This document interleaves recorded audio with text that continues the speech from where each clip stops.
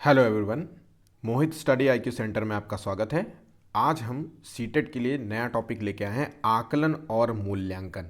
यहाँ से क्वेश्चंस आपको पूरे सीटेट में क्वेश्चंस मिलते हैं।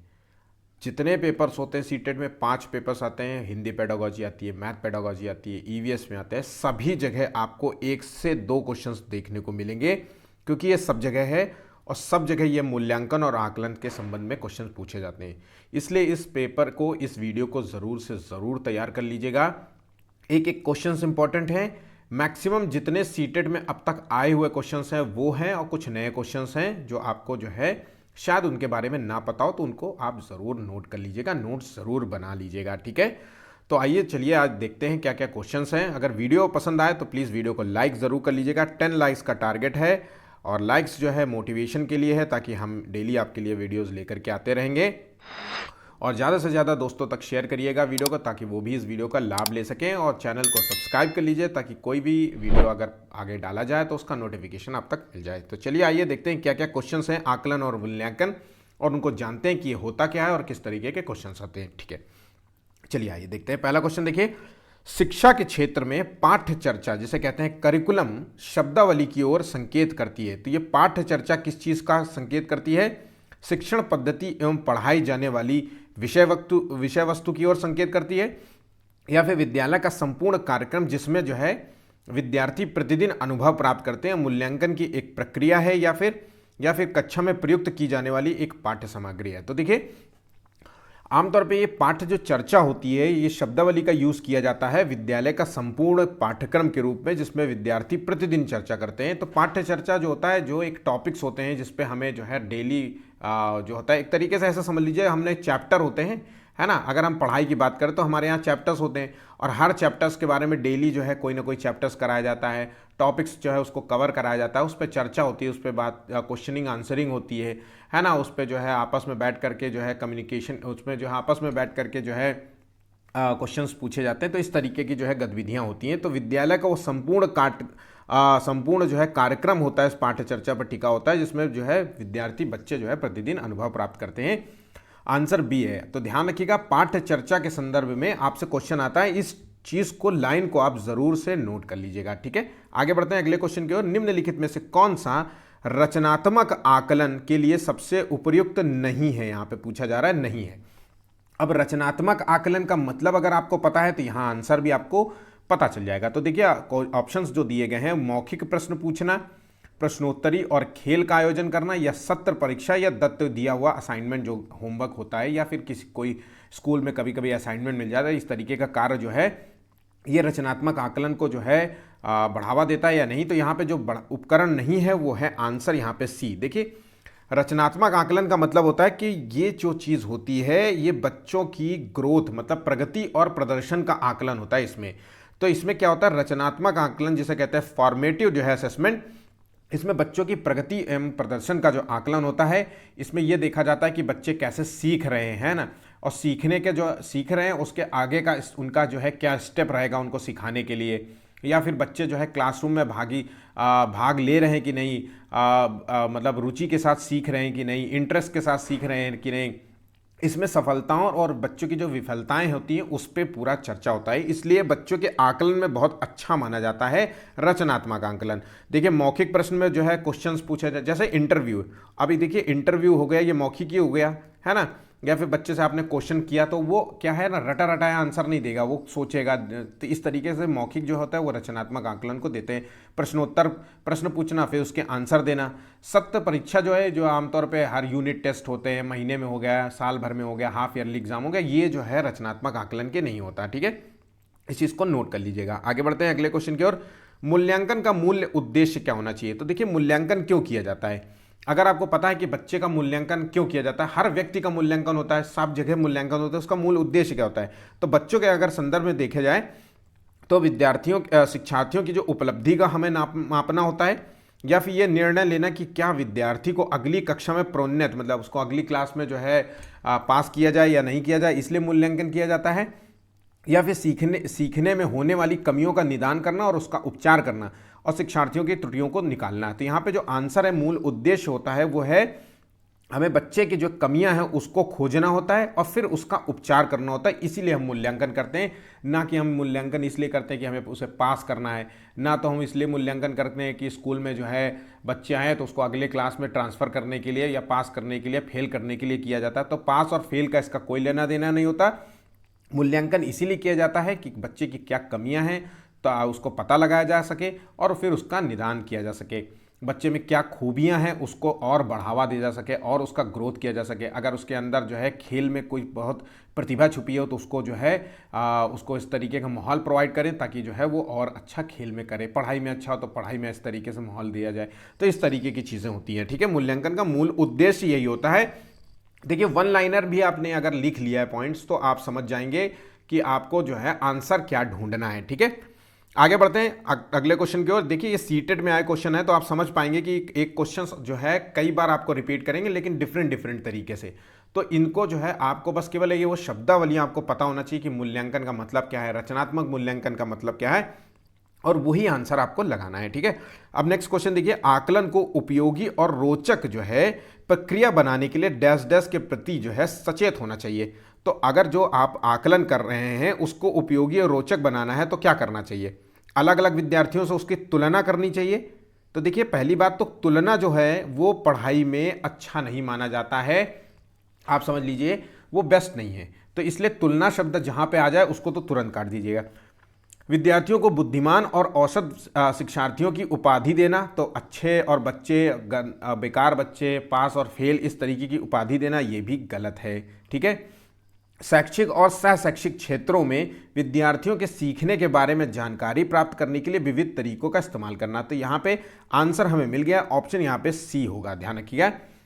अब ये शैक्षिक और जो है सह शैक्षिक क्षेत्र क्या होता है? शैक्षिक क्षेत्र वो होता है जहाँ पे स्कूल होता है, वहाँ पे जो एक टाइम टेबल होता है और एक सिलेबस होता है, एक पाठ्य चर्चा होती है, इस पर आधारित होता है। ठीक है, और उस पर और सह शैक्षिक क्षेत्र क्या होता है? इसमें बच्चे का जो है पूरा विकास देखा जाता है, सामाजिक विकास भी होता है, इसमें भावनात्मक विकास भी होता है, इसमें कला का विकास भी किया जाता है, इसमें सारे दृष्टिकोण का विकास होता है। तो इस चीज़ में विद्यार्थियों के सीखने के बारे में जानकारी प्राप्त करने के विविध तरीकों का प्रयोग किया जाता है। ऑप्शन यहाँ पे सी बिल्कुल राइट होगा। ठीक है, मूल्यांकन किया जाना चाहिए, तो क्यों मूल्यांकन किया जाना चाहिए? मैंने आपको अभी पहले बताया है कि मूल्यांकन का क्या यूज़ है, क्या मतलब है। तो मूल्यांकन से बच्चे पढ़ेंगे तो बिल्कुल भी गलत है। इससे बच्चों की उपलब्धि का पता लगाना है तो बिल्कुल भी सही नहीं है। उपलब्धि हमारा मूल हमें बच्चे के उपलब्धि का पता नहीं लगाना है, हमें बच्चे के ज्ञान का स्तर का पता लगाना है कि बच्चा क्या सीख रहा है, उस पर क्या क्या कमियां हैं, उसको किस तरीके से सही किया जा सकता है। तो बच्चों को सीखने के स्तर का ज्ञान होता है। तो यहाँ पे फिर भी उपलब्धि का पता है, तो यहाँ पे आंसर हो गया सी। ठीक है, बिल्कुल। देखिए, सामान्य सा क्वेश्चन हो रहा है, आगे जाकर के थोड़े से हार्ड होंगे, आपको जो है क्वेश्चंस को सॉल्व करने में थोड़ी सी दिक्कत होगी, तो आगे तक क्वेश्चंस को जरूर सॉल्व कर लीजिएगा। चलिए आगे बढ़ते हैं। मूल्यांकन का मूल उद्देश्य क्या है? तो वही नेक्स्ट क्वेश्चन, लेकिन डिफरेंट तरीके से ये क्वेश्चन पूछा गया है। मैं आपको अभी भी बता रहा हूँ, ये सीटेट में आए हुए क्वेश्चन है, और सीटेट में ये ईवीएस के लिए भी क्वेश्चन जो है फिट बैठता है, हिंदी पेडागोजी में भी फिट बैठता है, मैथ पेडागोजी में भी बैठता है, सब जगह ये फिट है। ठीक है, तो इस क्वेश्चंस को तैयार करना जरूरी है। मूल्यांकन का मूल उद्देश्य क्या है? सीखने में होने वाली कमियों का उपचार करना। तो इसीलिए मूल्यांकन किया जाता है कि ताकि उसकी कमियों का उपचार किया जाए। तो हाँ, बिल्कुल सही है। मैंने आपको पहले भी बताया कि बच्चे की कमियों को जो है पता लगाना होता है और फिर उसको जो है उपचार करना होता है। बच्चा क्या सीख रहा है और क्या जानना चाहता है, इसका भी जो है उसका इंटरेस्ट भी पता चल जाता है हमें कि बच्चे मूल्यांकन आप जब बच्चे का करेंगे, उससे बातचीत करेंगे, उसको जो है पेपर पेंसिल के माध्यम से मूल्यांकन करें या चर्चा के माध्यम से मूल्यांकन करें या पर्सनल इंटरव्यू ले, है ना, या किसी खेल विधि के माध्यम से मूल्यांकन करें, इससे बच्चे का इंटरेस्ट पता चलता है, वो क्या सीख रहा है और क्या जानना चाहता है इसके बारे में आपको पता चलता है। बच्चे के सीखने में आई कठिनाइयों को जानना, वही चीज़ हो गई। तो ये ऑप्शंस देखिए बिल्कुल रिपीटेड होते हैं, लेकिन कई बार बच्चे इन सब क्वेश्चंस को भी गलत कर देते हैं। तो यहाँ पे सभी आंसर होगा, ऑप्शन यहाँ पे डी होगा। ठीक है, ध्यान रखिएगा, यहाँ पे ऑप्शन यहाँ डी होगा। ठीक, 7वां क्वेश्चन देखते हैं। परीक्षा के स्थान पर सतत और व्यापक मूल्यांकन जो है गुणवत्ता मूलक शिक्षा के लिए अधिक उपयुक्त है। इसमें क्योंकि जो है ये संज्ञानात्मक क्षेत्र का मूल्यांकन होता है इसमें। 7वें का, तो संज्ञानात्मक क्षेत्र का मतलब कि केवल बौद्धिक क्षेत्र का मूल्यांकन होता है, मतलब शारीरिक मूल्यांकन की बात नहीं हो रही है यहाँ पे भावनात्मक मूल्यांकन की बात नहीं हो रही है। जबकि मूल्यांकन में मैंने आपको बताया कि संपूर्ण मूल्यांकन होता है बच्चे का। ऐसा नहीं है कि केवल किताबों का ही मूल्यांकन हो, उसका जो है नज़रिया भी देखा जाता है किसी चीज़ को देखने का, है ना, उसके सोशल जो है मूल्यांकन होता है, उसके नैतिकता का मूल्यांकन होता है, उसके खेल का मूल्यांकन होता है, उसके शारीरिक ग्रोथ का मूल्यांकन, सब चीज़ों का मूल्यांकन होता है। यहाँ पे संज्ञानात्मक क्षेत्र का मूल्यांकन नहीं होता, तो यहाँ पे ये तो पॉइंट गलत हो जाता है। सह संज्ञानात्मक क्षेत्र का मूल्यांकन किया जाता है, ये भी यहाँ पे गलत लगता है। मूल्यांकन जो होता है वो सतत और व्यापक क्षेत्रों का होता है, तो यहाँ पे आंसर जो है ये यहाँ पे, एक सेकेंड माफ कीजिएगा, देखिए अब यहाँ पे देखिए मैंने आपको बताया कि सतत और व्यापक मूल्यांकन में संज्ञानात्मक क्षेत्र के अलावा सब कुछ होता है, तो यहाँ पे है, यहाँ पे सही है, क्योंकि यहाँ पे ऑप्शन दिया है उपरोक्त में से सभी। तो संज्ञानात्मक क्षेत्र का तो मूल्यांकन होता है, इसके साथ साथ उसके शारीरिक मूल्यांकन होता है, जैसे सह संज्ञानात्मक। अब संज्ञानात्मक में बौद्धिक क्षेत्र होता है और सह में क्या होता है, शारीरिक होता है। बिना शरीर के बुद्धि का जो है विकास कैसे हो सकता है, तो इसलिए अच्छा शरीर होने के, अच्छा शरीर होगा तभी अच्छी बुद्धि भी उसमें जो है समाएगी, है ना। तो शारीरिक पौष्टिकता होनी चाहिए, है ना, और बच्चे के अंदर जो है इस तरीके के आवास पर्यावरण होना चाहिए। तो ये सह संज्ञानात्मक क्षेत्र का भी मूल्यांकन होता है, भैया बच्चा कहाँ रहता है ना, उसके माता पिता, उसके आसपास का माहौल क्या है। कहीं ऐसा तो नहीं है बच्चा गाली गलौज करता है, जिसकी वजह ये तो नहीं है कि माता पिता जो है झगड़ा करते हो घर में बैठ करके, वहीं से सीख रहा हो, तो इस चीज़ का भी। तो सह संज्ञानात्मक क्षेत्र का भी मूल्यांकन होता है, ये बिल्कुल सही हो गया। मूल्यांकन का जो होता है वो सतत और व्यापक दोनों क्षेत्रों में होता है। सतत मतलब किसी एक फील्ड का होता है, व्यापक मतलब संपूर्ण फील्ड हो गया।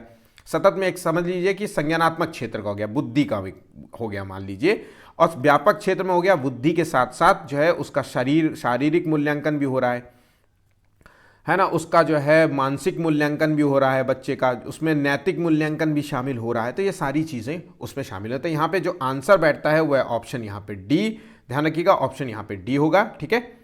अगला क्वेश्चन देखिए, सतत एवं व्यापक मूल्यांकन में व्यापक मूल्यांकन जो शब्दावली है ये क्या है। तो यहाँ पे देखिए मैंने अभी आपको बताया कि व्यापक मूल्यांकन का ही मतलब है कि संपूर्ण मूल्यांकन। अब संपूर्ण मूल्यांकन का मतलब है कि बच्चे का संज्ञानात्मक मूल्यांकन, बच्चे का शारीरिक मूल्यांकन, सामाजिक मूल्यांकन, नैतिक मूल्यांकन, भावनात्मक मूल्यांकन, है ना, उसका जो है कला का मूल्यांकन, उसके रचनात्मक चीज़ों का मूल्यांकन, हर चीज़ का मूल्यांकन, जो जो शब्द आप जानते हैं वो सब चीज़ों का मूल्यांकन होगा। तो सभी विषयों का मूल्यांकन होता है, यहाँ पे हिस्ट्री का भी मूल्यांकन हो रहा है, ये चीज़ का कह रहा है यहाँ पे। तो देखिए यहाँ पे सही आंसर तो ये बिल्कुल भी नहीं हो सकता, क्योंकि सभी विषयों का नहीं है यहाँ पे बात। सह शैक्षिक क्षेत्र का केवल मूल्यांकन की बात कर रहा है, मतलब शैक्षिक क्षेत्र की बात नहीं कर रहा है यहाँ पे। सह शैक्षिक क्षेत्र, ये भी यहाँ पे पॉइंट, यहाँ पे आंसर ऑप्शन दिया हुआ है शैक्षिक और सह शैक्षिक क्षेत्र का मूल्यांकन, तो आंसर हो गया यहाँ पे सी। तो शैक्षिक मैंने आपको बताया था कि जैसे स्कूल होता है, स्कूल में जिस तरीके से जो भी पाठ्य चर्चाएं होती है, पाठ्यक्रम होता है, एग्जाम्स होते हैं, सारी चीज़ों के माध्यम से मूल्यांकन होता है। और सह शैक्षिक क्षेत्र में मतलब उसके शारीरिक, सामाजिक, भावनात्मक, है ना, उसके कला का क्षेत्र का, सब चीज़ों का मूल्यांकन होता है। इस चीज़ को ध्यान रखिएगा, कंफ्यूज मत होइएगा, मैं फिर से कहूँगा। तो मैं एक एक पॉइंट्स में समझा दे रहा हूँ, इस पॉइंट्स को लिख लेंगे, कभी नहीं गलत होगा भाई साहब। आप समझ लीजिए बच्चों, 4 से 5 क्वेश्चंस कम से कम है आपको सीटेट में यहाँ से पूछे जाएगा। तो सीटेट में इतना इंपॉर्टेंट टॉपिक है, और चारों के चारों क्वेश्चंस आप गलत करके आएंगे, ये भी गारंटी है। अगर बहुत सामान्य सा क्वेश्चन पूछ लिया गया तब तो बात दूसरी है, लेकिन अगर जैसे आप आगे बढ़ेंगे, क्वेश्चन आपको थोड़े से मॉडरेट और थोड़े से हार्ड होते जाएंगे, आपको ऑटोमेटिकली समझ में आने लगेगा कि इन क्वेश्चंस का आंसर क्या दूं। तो आगे आपको जरूर से जरूर देखना है वीडियो, ठीक है। चलिए आगे बढ़ते हैं। 9वें क्वेश्चन, किसी क्षेत्र में छात्रों के कार्य का संग्रह करना जो विकास और आत्मचिंतन और उपलब्धियों को दर्शाता है उसे क्या कहा जाता है। यहाँ पे देखिए 4 ऑप्शंस दिए गए हैं, इसमें से एक आंसर है। एक बात समझ लीजिए, ये पोर्टफोलियो अगर शब्द कहीं आपको दिख जाए, आंसर आपसे क्वेश्चन पूछा जाए जिस तरीके से पूछा गया है और उसमें 4 ऑप्शंस दिए जाए और ये अकेला पोर्टफोलियो शब्द लिखा हो, तो समझ लीजिए आपसे ये आंसर आपको पोर्टफोलियो। अब पोर्टफोलियो का क्या मतलब होता है, पोर्टफोलियो का सिर्फ इतना मतलब है कि बच्चे की कमियां, जहां पे बच्चे की कमियां हैं और उसमें जो है अच्छाइयां, इसका पूरा जो है लिट्ठा मतलब लेखा जोखा रखना पूरा एक तरीके से कि बच्चे में क्या क्या कमियां हैं और क्या क्या अच्छाइयां हैं, और जो जो कमियां हैं उसको किस तरीके से सुधारा जाए, इसलिए बच्चे का एक रिपोर्ट कार्ड तैयार किया जाता है इसके। तो इसी को कहते हैं पोर्टफोलियो। पोर्टफोलियो में जहां पे बहुत सारी चीज़ें होती हैं। अब पोर्टफोलियो इसलिए इसको बोला जाता है क्योंकि इसमें बच्चे का शारीरिक भी है, ध्यान रखिएगा, इसमें शारीरिक जो है मूल्यांकन भी हो रहा है या विकास की मानक जो है देख रहे हैं, संज्ञानात्मक चीज़ें भी देख रहे हैं, ठीक है। यहाँ पे बच्चे का जो है भावनात्मक चीज़ें भी देख रहे हैं, ठीक, भावनात्मक भी देख रहे हैं। इसमें बच्चे का जो है नैतिक उपयुक्तता की चीज़ें भी देख रहे हैं, तो यहाँ पे बच्चे की सब कुछ देख रहे हैं, है ना, इसलिए इसको पोर्टफोलियो कहा जाता है। अब शारीरिक में क्या क्या चीज़ कर सकता है और क्या नहीं कर पा रहा है, इसका मूल्यांकन हो रहा है। संज्ञानात्मक में कौन कौन सी चीज़ें वो कर पा रहा है, क्या नहीं कर पा रहा है, कौन सा सब्जेक्ट उसका कम है। भावनात्मक में किस तरीके से बड़ा रोतड़ू किस्म का है, डरपोक है, गुस्सैल है, इस तरीके का है ना, कि नैतिकताओं के वो चोरी तो नहीं करता, अच्छाइयाँ क्या क्या हैं, किस तरीके से दूसरों के साथ बिहेव करता है। सामाजिक मूल्यांकन होता है। तो पोर्टफोलियो का मतलब यही होता है, ठीक है, इस चीज़ को ध्यान रखिएगा। आगे बढ़ते हैं अगले क्वेश्चन की ओर। दर्पण चित्र परीक्षण किसको मापने हेतु प्रयोग होता है? ये देखिए क्वेश्चन बहुत इंपॉर्टेंट है और मैक्सिमम क्वेश्चन जो बच्चे जो है मैक्सिमम बच्चे जो है इस क्वेश्चन को गलत कर रहे होंगे। तो दर्पण चित्र परीक्षण क्यों होता है और इसका मतलब क्या है ये भी देख लेते हैं। तो इसका जो आंसर है यहाँ पे अधिगम अंतरण जो है मापने के लिए किया जाता है। अधिगम अंतरण का मतलब क्या है? तो ये जो दर्पण चित्र होता है इसका यूज होता है कई चीज़ों को मापने के लिए होता है। सीखने की दर कैसी है इसका मापना होता है ना। और जैसे आँख और हाथ के माध्यम से जो समन्वय होता है, हाथ और आँख का समन्वय, इसको देखा जाता है। ध्यान रखिएगा एक क्वेश्चन आया है, मैं फिर से कह देता हूँ, हाथ और आँखों का समन्वय जो है समन्वय जो है देखा जाता है किसके माध्यम से? वो है दर्पण चित्र परीक्षण के माध्यम से अधिगम अंतरण में देखा जाता है। इस चीज़ को ध्यान रखिएगा, है ना। इसमें देखा जाता है कि पहले से जो है सीखा हुआ ज्ञान है इसका कैसे प्रयोग किया जाता है, इसको देखा जाता है। तो ये अंतरण जो होता है, अधिगम अंतरण कितने प्रकार का हो सकता है? 3 प्रकार से हो सकता है। तो ये हो सकता है पॉजिटिव अंतरण, ये हो सकता है निगेटिव अंतरण और ये हो सकता है शून्य अंतरण, मतलब, ठीक है। तो ये चीज़ें होती हैं, इसको ध्यान से समझ लीजिएगा। आगे बढ़ते हैं अगले क्वेश्चन की ओर। पॉजिटिव अंतरण का मतलब होता है, एक चीज़ और समझा देता हूँ मैं आपको। तो पॉजिटिव अंतरण होता है जैसे आपने कोई चीज़ सीखी है, वो आगे आने वाली सीखने दूसरी जो नई चीज़ सीख रहे हैं उसमें आपकी हेल्प करे, तो पॉजिटिव हो गया। और निगेटिव जो आपने सीखा है वो दूसरे को मतलब दूसरे में जो है बाधा उत्पन्न करे, तो वो निगेटिव हो गया।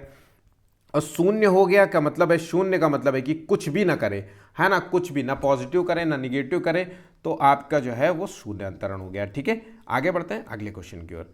सामान्य परिपक्वन जो है से पहले प्रशिक्षण जो है क्या करना प्रायः क्या होता है? सामान्य कौशलों के निष्पादन के संदर्भ में बहुत लाभकारी होता है, या फिर कुल मिला के हानिकारक होता है, या दीर्घकालिक दृष्टि से लाभकारी होता है, या लाभकारी हो या हानिकारक हो, ये इस बात पर निर्भर करता है कि प्रशिक्षण में किस प्रकार की विधि का प्रयोग किया गया है। तो यहाँ पे जो आंसर है वो है डी, ध्यान रखिएगा, आंसर है डी। सामान्य सा क्वेश्चन था। अगला क्वेश्चन देखिए, एक क्रिकेट खिलाड़ी अपनी गेंदबाजी के कौशल को विकसित कर लेता है, पर यह उसके बल्लेबाजी के कौशल को प्रभावित नहीं करता है। मैंने अभी आपको बताया था कि अंतरण के संदर्भ में 3 बातें बताई थी, पॉजिटिव, निगेटिव और शून्य, जीरो कह लीजिए इसे को। तो यहाँ पे मैंने आपको बताया था पॉजिटिव जो आपकी हेल्प करे, निगेटिव जो आपकी जो है मदद ना करे बल्कि और जो है लेथन फैला दे एक तरीके से, और जीरो जो आपको जो है प्रभावित ना करे किसी भी रूप में। तो यहाँ एक क्रिकेट का खिलाड़ी है, गेंदबाज है, वो गेंदबाजी वाले के कौशल को विकसित कर लेता है और अपने बल्लेबाजी कौशल को प्रभावित किए बिना, तो ये होता है शून्य प्रशिक्षण अंतरण। अगर यहाँ पे गेंदबाजी उसके बल्लेबाजी को प्रभावित करती तो वो हो जाती निगेटिव, और गेंदबाजी बल्लेबाजी को और निखारती या उसमें मदद करती तो वो हो जाती पॉजिटिव, ठीक है। तो इस चीज़ को ध्यान रखिएगा, कंफ्यूजिंग बिल्कुल भी शब्द नहीं है। मैं फिर से कह रहा हूँ, उतना बता रहा हूँ जितना आपको ज़रूरत है जानने की। अगर एक एक लाइन भी आपने लिखा, तो एग्ज़ाम में आपका क्वेश्चंस गलत नहीं होंगे, क्योंकि उसका मीनिंग आपको पता है।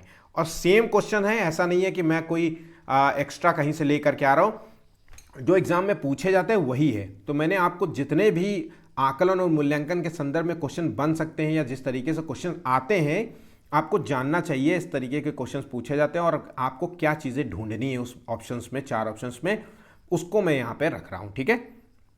नेक्स्ट क्वेश्चन देखते हैं। 14वां क्वेश्चन है, कक्षा जो है नायक मतलब क्लास टीचर समझ लीजिए द्वारा प्रयुक्त मूल्यांकन का प्रकार अनुदेशन के समय सीखने के विकास में किया जाता है कहलाता है। तो ये कहलाता है, ध्यान रखिएगा, ऑप्शन है नैदानिक मूल्यांकन, फॉर्मेटिव मूल्यांकन, प्लेसमेंट मूल्यांकन और संकलित मूल्यांकन। तो इसका सही आंसर है 14वें का आंसर है बी, इसे कहते हैं फॉर्मेटिव मूल्यांकन। फॉर्मेटिव मूल्यांकन का अगर हम दूसरा नाम बोले तो इसे कहेंगे, देखिए इंग्लिश में नाम दिया है, इसका कहेंगे रचनात्मक मूल्यांकन। और रचनात्मक मूल्यांकन क्या होता है? ये शिक्षण प्रक्रिया के दौरान छात्रों के समझ को नापा जाता है। इसके माध्यम से हम बच्चे को ये देखते हैं कि उसका प्रदर्शन कैसा है ना, क्या सीख रहा है, कितना सीख रहा है और कितना सीखना बाकी रह गया है ना, बच्चा इंटरेस्ट के साथ सीख रहा है कि नहीं। तो इसमें बच्चे की कमजोरियों को, सफलताओं और विफलताओं को मैंने सेकंड नंबर क्वेश्चन जो है अभी यही कराया था, ठीक है। तो रचनात्मक आकलन के संदर्भ में मैंने अपनी बात बताई थी। तो रचनात्मक आकलन में बच्चे की कमजोरियों और ताकत के बारे में जाना जाता है, सीखने के परिणामों में की नज़र रखी जाती है कि बच्चा कैसा जो है सीख रहा है ना, बच्चा कितने रूप से क्लासरूम में सक्रिय रूप से सीख रहा है, रुचि ले रहा है कि नहीं, इंटरेस्ट ले रहा है कि नहीं। तो ये होता है फॉर्मेटिव मूल्यांकन, जिसे कहते हैं रचनात्मक मूल्यांकन। ऑप्शन यहाँ पे बी बिल्कुल सही होगा, ठीक है। नेक्स्ट क्वेश्चन देखिए, एक टीचर जो है, टीचर को मित्र, दार्शनिक और मार्गदर्शक माना जाता है। हर एक टीचर को दार्शनिक और मार्गदर्शक माना जाता है। उसे सभी प्रकार के सीखने के पहलुओं को ध्यान में रखते हुए अपने मूल्यांकन की योजना बनानी चाहिए। राजनीतिक विज्ञान के एक शिक्षक के रूप में आपके अनुसार किस प्रकार का मूल्यांकन शिक्षार्थियों के सीखने की कमियों और कठिनाइयों का पहचान करेगा? तो यहाँ पे कमियों और कठिनाइयों की पहचान करना है हमें बच्चे का। तो यहाँ पे देखिए आंसर जो है वो है नैदानिक मूल्यांकन। ध्यान रखिएगा, इसका आंसर है नैदानिक मूल्यांकन। ऑप्शन यहाँ पे बी बिल्कुल राइट होगा, ठीक है। नैदानिक मूल्यांकन क्या होता है, इस चीज को जान लेते हैं। तो नैदानिक मूल्यांकन में कमियां एवं कठिनाइयों की पहचान किया जाता है का सबसे बेस्ट तरीका होता है, ठीक है। तो सबसे बेस्ट तरीका होता है जहां पे बच्चा संघर्ष कर रहा होता है। अच्छा, इंपॉर्टेंट चीज है, नैदानिक मूल्यांकन में क्या होता है, बच्चा सीखने में कठिनाई महसूस कर रहा होता है, सीखने में कमियों कठिनाई, उसको जो है सीखने में बच्चा संघर्ष कर रहा होता है। ध्यान रखिएगा, इसमें बच्चा संघर्ष करता है और टीचर फिर उसकी मदद करता है। ध्यान रखिएगा, टीचर की हेल्प होती है। तो ये होता है नैदानिक मूल्यांकन। ऑप्शन यहां पे बी बिल्कुल राइट होगा। नेक्स्ट क्वेश्चन देखिए, एक टीचर जो है ये आकलन करना चाहता है कि प्रायोगिक कार्य के दौरान एक छात्र जो है गणित प्रयोगशाला में उपकरणों का उपयोग कैसे करता है या उन्हें कैसे संभालता है। टीचर को किस मूल्यांकन उपकरण का उपयोग करने की आवश्यकता है? तो अगर वो टीचर गणित प्रयोगशाला में उपकरणों का इस्तेमाल कर रहा है तो ये प्रदर्शन परीक्षण कहलाएगा। ऑप्शन यहां पे सी बिल्कुल राइट होगा, ठीक है। 17वां क्वेश्चन है, निम्नलिखित में से अंतः विषयी अनुदेशन का सर्वोत्कृष्ट जो है लाभ ये है कि, ऑप्शन यहां पे 17वें का आंसर है, विद्यार्थियों को सीखे गए नए ज्ञान को मल्टीपल कॉन्टेक्स्ट में अनुप्रयोग करना और सामान्यीकृत करने के अवसर दिए जाना चाहिए। तो यहां पे देखिए आंसर जो है क्या होगा,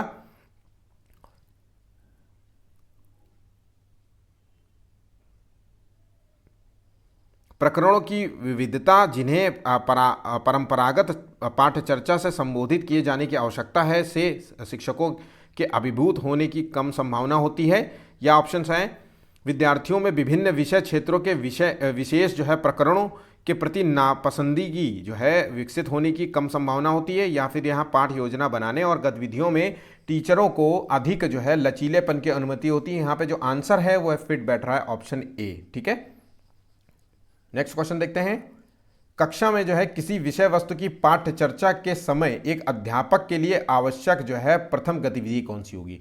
तो 18वें की जो पहली गतिविधि होगी, अगर कोई विषय वस्तु में परिचर्चा के समय जो है एक टीचर की गतिविधि होगी, वो तर्क संबंधित तथ्यों की व्याख्या करना, उद्देश्यों की सूचना या विषय वस्तु को मौखिक बताना या याद कराना या सैम पट्ट पर लिखना। तो ये दोनों आंसर यहाँ पे गलत है। आंसर है यहाँ पे ऑप्शन ए बिल्कुल सही है, ठीक है। ध्यान रखिएगा, ए यहाँ पे तर्कसंगत है, ऑप्शन ए।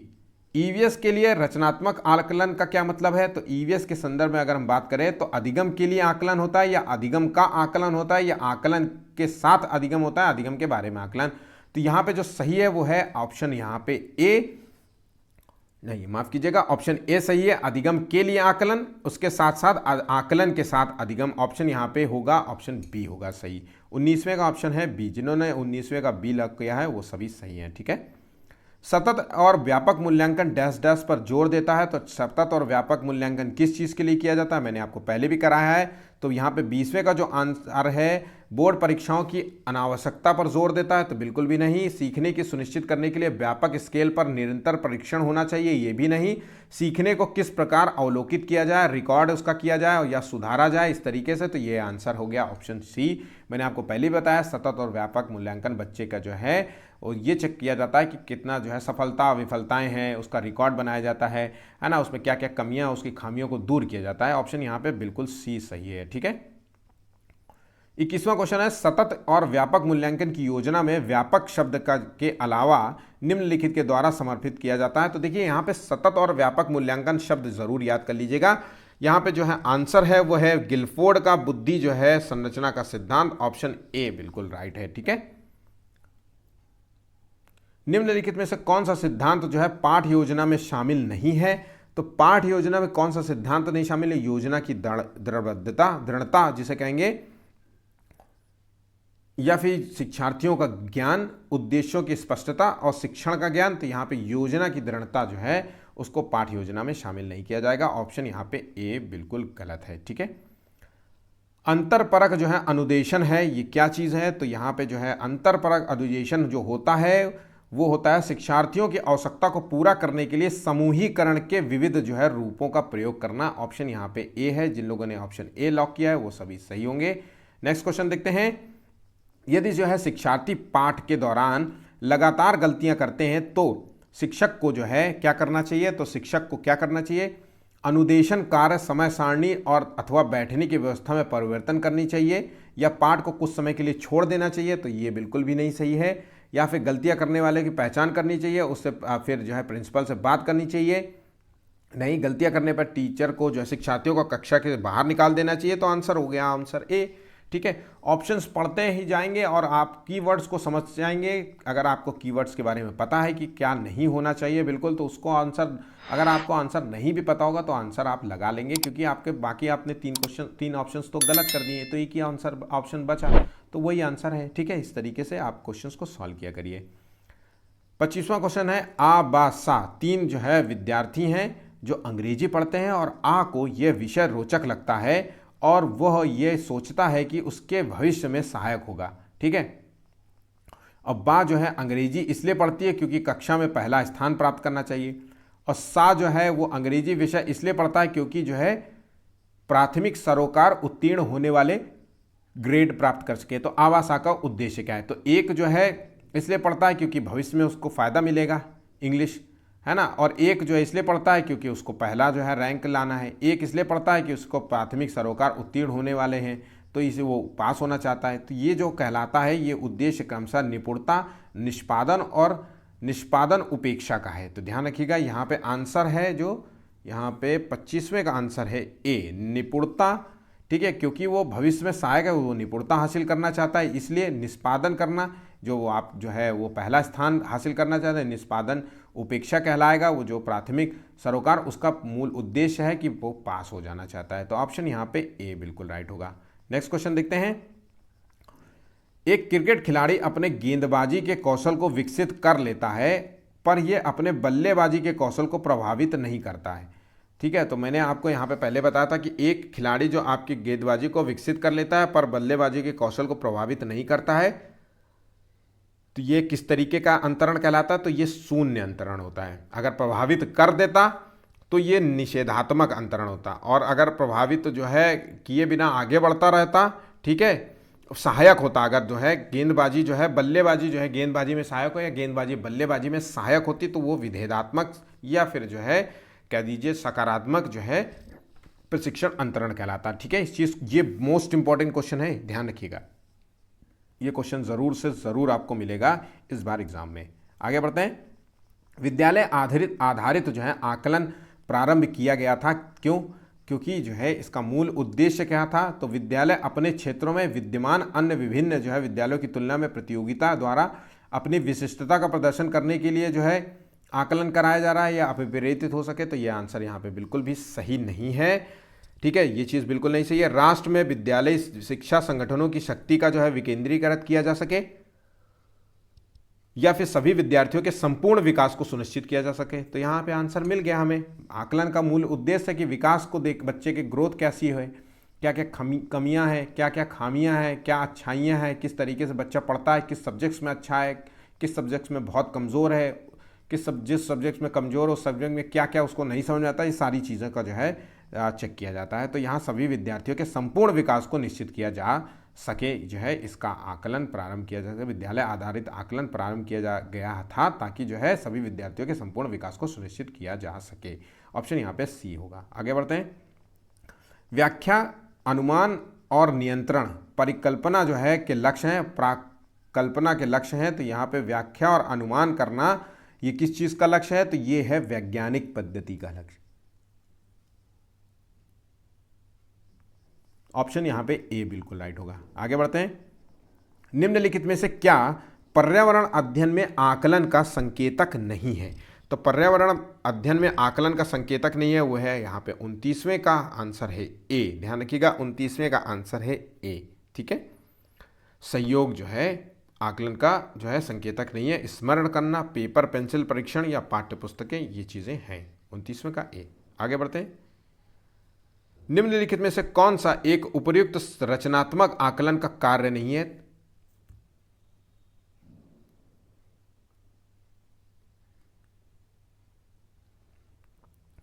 तो मैंने आपको बताया था रचनात्मक आकलन है जिसमें बच्चे के जो है प्रगति और प्रदर्शन का आकलन होता है। तो खुले अंत वाले प्रश्न पूछना ये उसका जो है रचनात्मक आकलन का जो है उदाहरण है।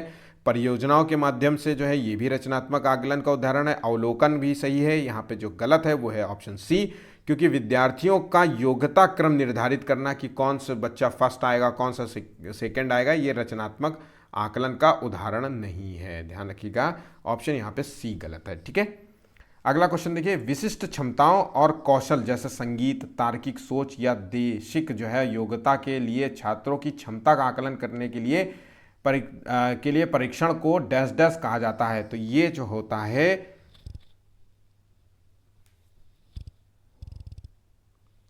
ऑप्शन यहां पे बी बिल्कुल राइट है। ठीक है, ऑप्शन यहां पे बी है, अभिक्षमता परीक्षण इसे कहेंगे। आगे बढ़ते हैं। विद्यालय आधारित आकलन जो है वो क्या है? तो परिणामों की अपेक्षा जो है परीक्षा तकनीकों पर केंद्रित है, या फिर क्या आकलित किया जाए इस पर शिक्षार्थियों को कम नियंत्रण प्रदान करना है, या फिर रचनात्मक प्रतिपुष्टि उपलब्ध कराते हुए सीखने में संवर्धन करना। तो यहाँ पे आंसर है सी। विद्यालय आधारित आकलन का मूल उद्देश्य है कि रचनात्मक प्रतिपुष्टि उपलब्ध कराते हुए सीखने में संवर्धन जो है करता है। ठीक है, शिक्षक जो है सीखने के लिए मूल्यांकन और सीखने के मूल्यांकन दोनों का उपयोग कर सकते हैं, क्योंकि बच्चों की प्रगति और उपलब्धि जानने के लिए जो है यहाँ पे आंसर है। तो यहाँ मूल्यांकन और सीखने का मूल्यांकन ये प्रगति और उपलब्धि जानने का मूल उद्देश्य होता है। तो 33 का जो है आंसर है ए। अगला क्वेश्चन। एक बालक जो साइकिल चलाता है अब मोटरसाइकिल चलाना सीख रहा है। देखिए, एक बालक जो साइकिल चलाना जानता है और मोटरसाइकिल सीख रहा है, ये उदाहरण किस चीज़ का है? तो यहाँ पे जो 34वां का उदाहरण है ये है ऊर्ध्वर अधिगम अंतरण का उदाहरण है। ऑप्शन यहाँ पे बी बिल्कुल सही है। ध्यान रखिएगा ऊर्ध्वर अधिगम अंतरण का। ठीक है, ऑप्शन बी। तो ऊर्ध्वर जो है अधिगम अंतरण होता क्या है? तो जब कोई क्षमता सीखी गई है, पहले से सीख रखी है, और फिर अकस्मात जो है कोई अन्य जो है नई चीजें सीख रहा है या विकसित कर रहा है, ठीक है, तो उस सीखने की प्रक्रिया में वो चीजें पॉजिटिव रूप में होती है। तो देखिए साइकिल चलाना जानता है और मोटरसाइकिल चलाना सीख रहा है, तो ये अंतरण अगर हम बात करें तो ये पॉजिटिव अंतरण हुआ। वो उसकी मदद कर रहा है, साइकिल चलाना उसके पूर्व ज्ञान जो है उसका नए ज्ञान में मदद कर रहा है, पूर्व ज्ञान उसके नए ज्ञान में मदद कर रहा है, तो ऊर्ध्वर अधिगम अंतरण हो गया। अगर जो है मदद नहीं करता, ठीक है, तो वो निगेटिव अंतरण हो जाता। अगर जैसे क्षैतिज अधिगम अंतरण की बात करें तो किसी विषय का ज्ञान किसी छात्र को किसी दूसरे विषय में समझने में मदद करे तो उसे कहेंगे क्षैतिज अंतरण। ऑप्शन यहाँ पे बी होगा इस चीज का आंसर। नेक्स्ट क्वेश्चन देखिए, केवल जो है कागज पेंसिल जांचों द्वारा आकलन जो है किस चीज के लिए है? तो ये सकल आकलन को बढ़ावा देता है या आकलन को सीमित कर देता है? तो यहाँ पे जो 35वें का आंसर है ये देखिए केवल जो है अगर हम केवल कागज़ पेंसिल की जांच के माध्यम से कि भैया टेस्ट कराते रहो तो ये बच्चे के सीखने के जो है आकलन जो होता है उसको सीमित कर देगा। हम बच्चे का जो है तार्किक जो है चीज़ों को नहीं समझ पाएंगे, हम बच्चे के शारीरिक ग्रोथ को नहीं समझ पाएंगे, हम बच्चे के शारीरिक आकलन को नहीं समझ पाएंगे, हम उसके भावनात्मक पहलुओं को नहीं समझ पाएंगे, उसके आर्थिक पहलुओं को नहीं समझ पाएंगे, केवल कागज़ पेंसिल से जो है रटा रटाया चीज़ें करवाते रहेंगे। तो यहाँ पे आंसर होगा बी। ठीक है। अधिगमकर्ताओं को व्यक्तिगत क्षमता के आधार पर उनके कठिनाइयों के विभिन्न स्तरों को ध्यान में रखते हुए परेशानी की विधि को कहा जाता है। तो यहाँ पे जो आंसर है 36वें का, उसे कहते हैं त्रुटिहीन अनुदेशन। याद रखिएगा, त्रुटिहीन अनुदेशन, यहाँ पे आंसर है सी। ठीक है। 37वां क्वेश्चन है, निम्नलिखित में से कौन सा प्रश्न विद्यार्थियों को अपने प्रयोजन पर विवेचना करने में जो है सर्वाधिक सही है? तो 37 का आंसर है, आप अपने जीवन के नहीं, आपके जीवन में आपके लिए क्या सर्वाधिक महत्वपूर्ण है, या फिर आप जो है अपने जीवन को किस प्रकार संगठित कर सकते हैं, या आप अच्छे जो है ग्रेड प्राप्त करने के लिए क्या कर सकते हैं यहाँ पे, या फिर आप किस प्रकार बेहतर अल्पकालिक लक्ष्य बना सकते हैं। तो छोटे लक्ष्य बना सकते हैं इस चीज़ को, या फिर अपने जीवन को किस प्रकार संगठित कर सकते हैं। तो यहाँ पे आंसर है ऑप्शन यहाँ पे बी। 38वां क्वेश्चन है, आकलन का कौन सा प्रकार जो है शिक्षण अधिगम प्रक्रिया में से संबंधित नहीं है? तो ये शिक्षण अधिगम प्रक्रिया से संबंधित नहीं है, उपलब्धि, सतत, नैदानिक और उपचारात्मक। तो यहाँ पे जो आंसर है वो है नैदानिक, जो है इस चीज से संबंधित नहीं है।